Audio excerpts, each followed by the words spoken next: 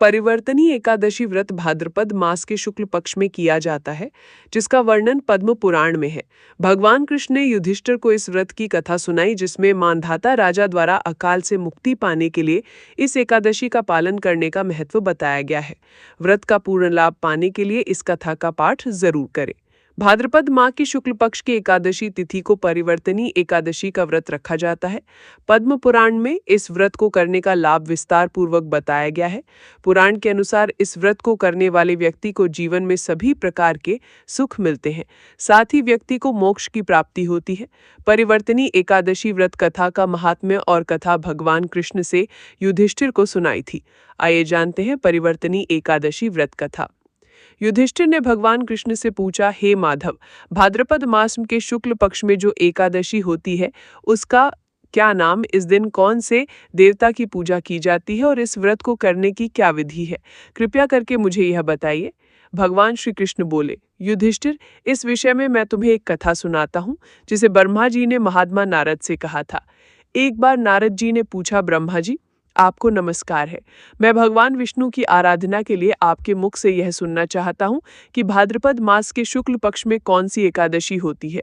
ब्रह्मा जी ने कहा, हे मुनिश्रेष्ठ, आपने लोक कल्याण के लिए बहुत उत्तम बात पूछी है। भादो के शुक्ल पक्ष की एकादशी परिवर्तिनी के नाम से जानी जाती है।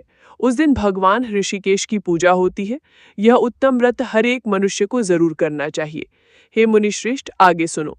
सूर्यवंश में मांधाता नामक एक चक्रवर्ती, सत्यप्रतीश और प्रतापी राजर्षि थे। वे प्रजा का अपने पुत्रों की भांति धर्मपूर्वक पालन किया करते थे। उनके राज्य में अकाल नहीं पड़ता था और न ही लोगों को मानसिक चिंताएं सताती थी और व्याधियों का प्रकोप भी नहीं होता था। उनकी प्रजा निर्भय तथा धन धान्य से समृद्ध थी। महाराज के कोष में केवल न्यायोपार्जित धन का ही संग्रह था। उनके राज्य में समस्त वर्णों और आश्रमों के लोग अपने अपने धर्म में लगे रहते थे।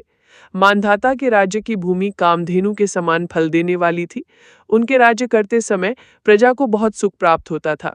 एक समय किसी कर्म का फल भोग प्राप्त होने पर राजा के राज्य में 3 वर्षों तक वर्षा नहीं हुई। इससे उनकी प्रजा भूख से पीड़ित हो नष्ट होने लगी। तब संपूर्ण प्रजा ने महाराज के पास आकर इस प्रकार कहा। प्रजा बोली, नृपश्रेष्ठ, आपको प्रजा की बात सुननी चाहिए। पुराणों में मनीषी पुरुषों ने जल को नारा कहा है। वह नारा ही भगवान का अयन निवास स्थान है, इसलिए वह नारायण कहलाते हैं। नारायण स्वरूप भगवान विष्णु सर्वत्र व्यापक रूप में विराजमान है। वे ही मेघ स्वरूप होकर वर्षा करते हैं। वर्षा से अन्न पैदा होता है और अन्न से प्रजा जीवन धारण करती है। नृपश्रेष्ठ, इस समय अन्न के बिना प्रजा का नाश हो रहा है, अतः ऐसा कोई उपाय कीजिए जिससे हमारे योग क्षेम का निर्वाह हो। राजा ने कहा, आप लोगों का कथन सत्य है, क्योंकि अन्न को ब्रह्म कहा गया है। अन्न से प्राणी उत्पन्न होते हैं और अन्न से ही जगत जीवन धारण करता है। लोक में बहुधा ऐसा सुना जाता है तथा पुराण में भी बहुत विस्तार के साथ ऐसा वर्णन है कि राजाओं के अत्याचार से प्रजा को पीड़ा होती है, किंतु जब मैं बुद्धि से विचार करता हूँ तो मुझे अपना किया हुआ कोई अपराध नहीं दिखाई देता।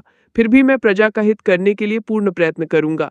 ऐसा निश्चय करके राजा मांधाता इन्हें गिने व्यक्तियों को साथ लेकर विधाता को प्रणाम करके सघन वन की ओर चल दिए। वहां जाकर वह मुख्य मुख्य मुनियों और तपस्वियों के आश्रमों पर घूमते फिरे।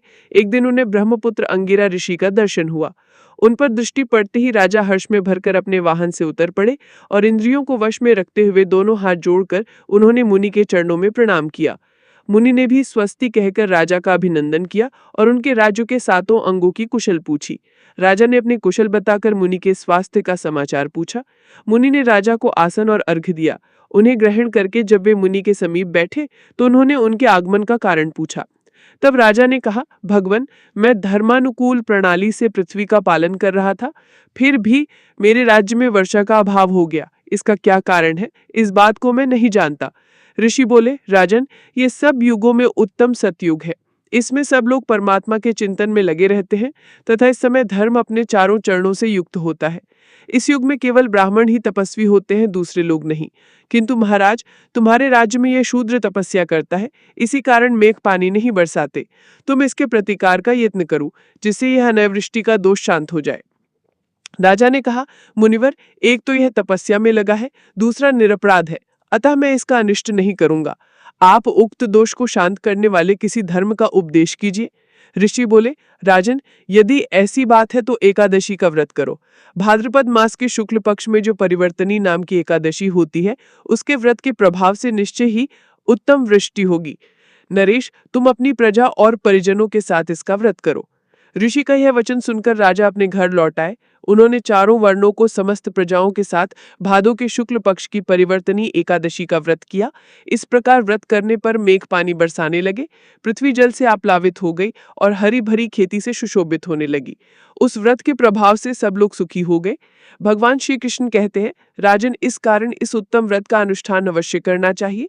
परिवर्तनी एकादशी के दिन जल से भरे हुए घड़े को वस्त्र से ढककर दही और चावल के साथ ब्राह्मण को दान देना चाहिए। साथ ही छाता और जूता भी देने चाहिए।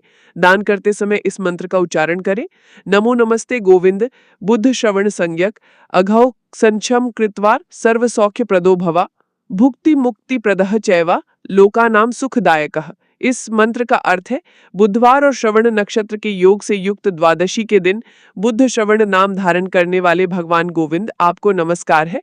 नमस्कार है, मेरी पाप राशि का नाश करके आप मुझे सब प्रकार के सुख प्रदान करें। आप पुण्यात्मा जनों को भोग और मोक्ष प्रदान करने वाले तथा सुखदायक हैं।